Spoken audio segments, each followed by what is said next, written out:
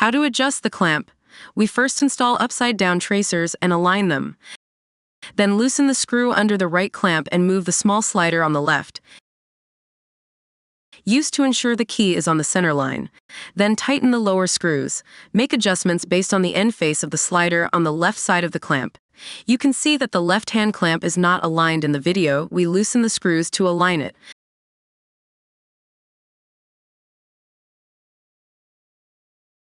Until both keys are on the center line.